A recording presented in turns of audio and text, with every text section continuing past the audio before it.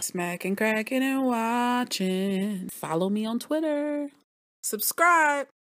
Mosaic, a limited series on HBO. This is the review, recap, whatnot for episode 2 through 6. I did episode 1. I was super confused in episode 2 through 6. I'm kind of sort of in the same boat still. Make sure y'all like, comment, subscribe. Thank you guys for checking me out. We end up going on this mission with Petra, who is Eric Niels, the person who's in jail for Olivia Lake's murder. His sister. This is his sibling.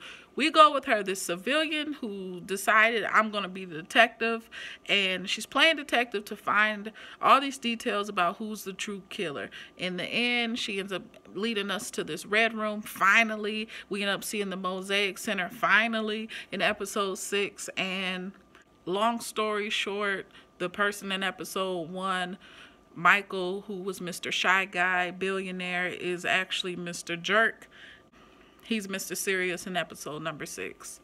I hate open-ended series. I hate it when it's not a clear who done it, why did they do it. I don't like the way this series ended straight like that. I'm just gonna say that out the gate. We still don't know. I don't know unless I missed it. Obviously Joel confessed, but he also was drunk and he blacked out a lot, so he doesn't know he had a mental situation that caused him to feel a certain type of way, altered a lot of his actions, and we don't know. We just do not know. I found odd or unique, I don't know, in this series too. It was a piece of art that kind of looked like this. I draw kind of messed up, but it was on Mr. Billionaire's wall. It was black, and you turn it, it looks kind of like that ice scraper, right? Who knows what they were trying to throw in there. Another thing, we see this sign on the girl's neck tattoo, one of the girls' hand tattoo. What's the deal with that? I didn't really get clarification. Where are these? What does it mean? I'm still going to recap episodes 2 through 6 and just say what I felt about it regardless. Episode number 2 is called Moving Forward, Not Backward. And in this episode, we kind of get to know more about Olivia Lake's personality. She's a jerk. She's that B word. She is the type of person who will ploy some stuff that she wants to corner everyone against each other. Hey, I have Eric. Hey, I have Joel. Joel, you're nothing. She just belittled him this entire episode. She moves Eric in. Her goal is to basically pin the boys against each other, make them jealous, and all of a sudden Eric proposes to her. The one thing she wants, she's this lonely lady who really is just seeking a partner to make her feel youthful again. She starts dissing Joel, calling him a sneaky boy. She cries she gets all emotional in front of this con man. Her jabs are just upsetting. It's igniting Joel, kind of, sort of, right? Dissing him, calling him a tall work boy. Don't let the Hulk out. Meanwhile, Eric is just hustling and coming up with his whole plan and pulling her by the puppet strings. Kind of funny how much she ignores everything that's right in front of her. He's public displaying all this cash. He's saying the perfect things at the dinner table. And I'm just trying to figure out who is the chick sitting right next to him. And it turns out it's his sister, Petra. We find that out in the episodes coming up. This is the second time that she pulls Eric off of his job. Not Eric, Joel. First time it was kind of like she wanted to entice him, make him, she's flirting, trying to get, some of that. And this time it's like, you know what? You don't have a chance with me. I've moved on. You know what? Your artwork, yeah, you're not going to make it. Dream shattering, crushing. She crushes his dream and the possibility of any type of relationship. Moving forward, we get to this horrible, horrible, whack fight scene. One of the worst fight scenes I've seen on television and movies. Dang, Sharon, I felt it was cheesy. That was the worst slap I've seen in years. It was 5 minutes of the worst fight ever. Olivia's gone. They're blaming Eric. Did JC do it? Did JC do it? I feel like at the end of every episode, I'm saying, did JC do it? Where's he at? He's just gone on vacation. No one knows, right? Episode number 3, Zebra-itis. If it smells like a horse, leaves a horse print, it smells like horse manure, it's probably a horse. Unicorns, zebras, you get what I'm saying. I was very happy to see our girl from Fargo in this episode. One of our first sheriff deputies. We still need to know what her dad did in Sioux City. Love Fargo. If y'all love Fargo, Make sure y'all subscribe and drop a comment below and hit like. That's an awesome TV series. So Eric's in jail. This whole episode, I felt it was drag, not from the pace, just from the gray blue colors that they gave us. 2 days flashing, then 4 years ago flashing. It was like, what's going on? Survey crew is out and they found a hand. He's got this stank face, and I mean the stank face was just like, it's for sure Olivia's hand, man, and it's clear she's been dead for 4 years at this point in the series. As I'm editing this video, I said, dang, man, I sounded a little rude when I said my next lines. I was gonna cut it out, but I decided to keep it. Here it is. I'm not a fan of Frederick Weller. I feel like that voice is just so monotone. It's like Bill Nye the Science Guy. Every time he's talking, I just hear this. Like, y'all couldn't cast anyone with a little bit more emotion that would have made us just feel it, you know? That's what I look for in a series of monotone people. It just makes me... It's hard. It's hard for me to follow, is all I'm saying. I thought it was a very random, unnecessary story for them to take us to Joel's current job of us being out with the Gators on the boat, seeing this little boy shoot. Did we need that 4 minutes? Okay, we get it. Big Bayou Gator Guides. That's where he's working at now, and he's still drawing. That took me 10 seconds. It took them a long time to do it. No. Did Laura do it? Did Laura do it? Did the girlfriend, wife do it? So right now I'm feeling like it's between JC and Laura. Up this room again, just like episode number 1, the red room. When are we going to be able to be there, see it? Well, Olivia Lake had hammer strikes and bugs in her bug eggs around her body. Who would do such a thing? Then we see the clips later on of Eric using the hammer. Who knows? Playing Joel at the end of the day. They're playing Joel. Petra's there. She was the person at the dinner, like I said before in episode number 1. Olivia was just so freaking rude at that table. So freaking rude. We saw how much Petra took her time looking at the artwork, examining it. She appreciates it that way. And there is a science to everything. There's a science to cooking. There's a science to being a construction person, a carpenter. There's a science to being a great athlete. So everything has science to it. So for Olivia to be kind of a goofball and say, you can't think it and you can't teach it, about how you can't think it, you can't teach it, it's just natural. It's all of those things. Art is all of those things. She's saying, hey, you have to feel it. It's more than feeling, though. So she put Petra on the other side of the table, pissed her off. Episode 4, I felt was this huge messed up setup. It was bogus. They're conspiring on Joel, and I thought that was phony. That was fake. It was pretty petty.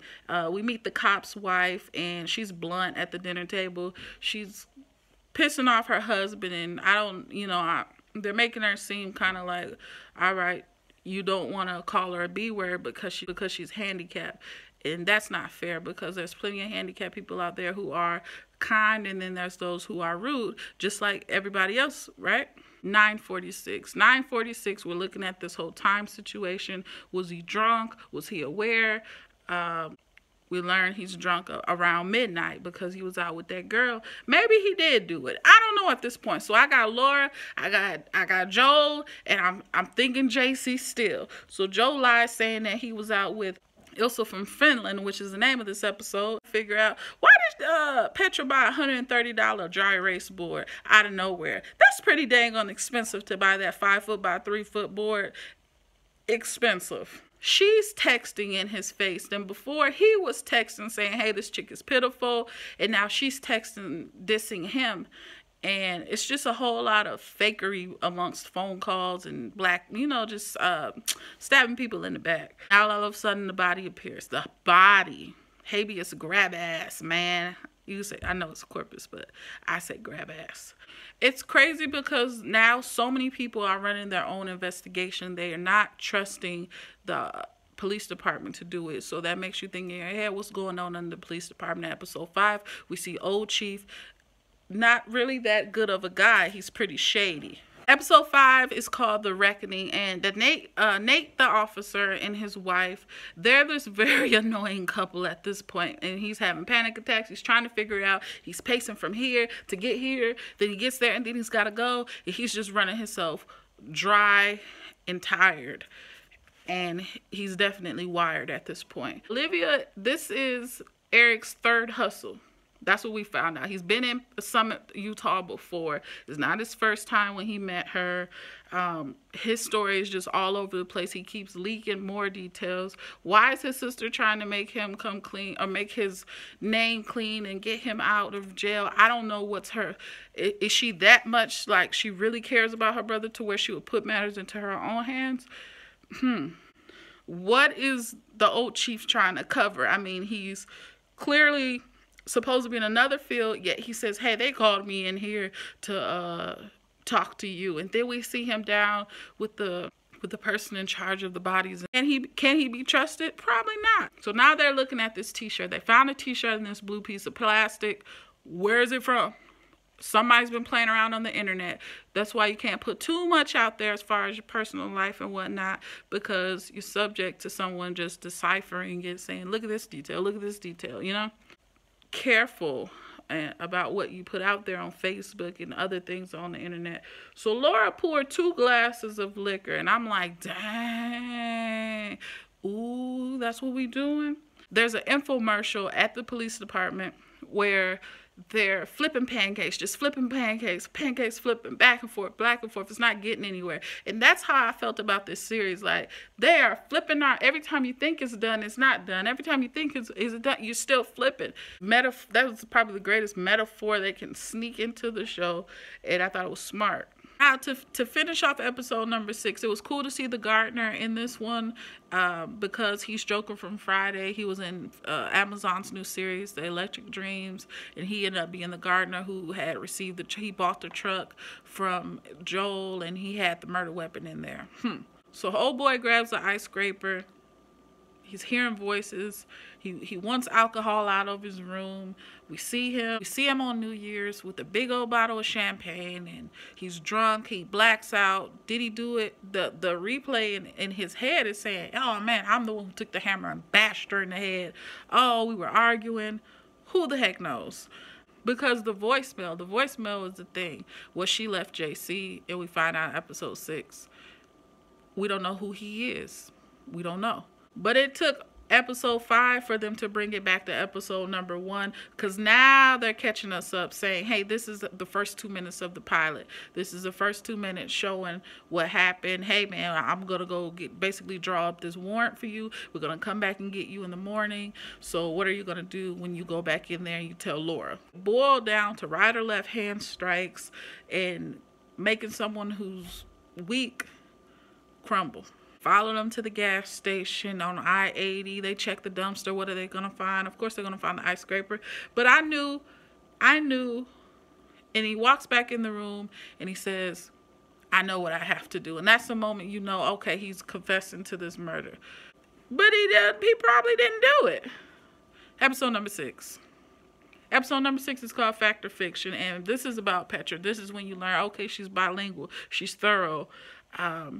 And JC appears. I do not understand why people smoke in a house or smoke in a car, but they blow it out the window like as if they're not gonna come talk in your face and it's just gonna blow right all over the room or all over the car anyway. Shouts out to JC, aka Pee Wee Herman. So someone was aggressive. We don't know who. Someone returned after the fight. We don't know who.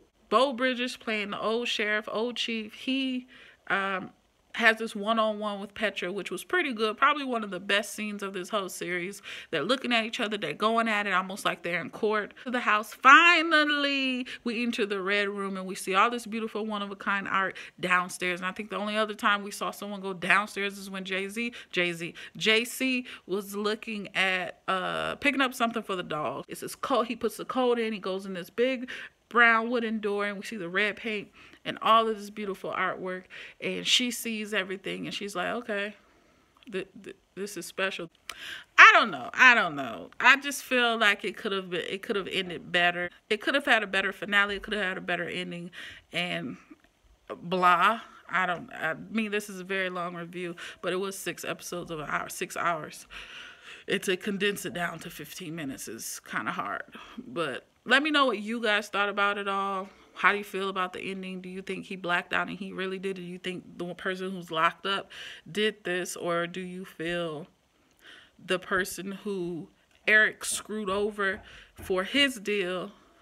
Do you feel the person Eric screwed over for the deal that he said, nah, man, I'm going to confess to her tomorrow? Do you think he did it? Let me know. Drop a comment below. Until the next time, peace.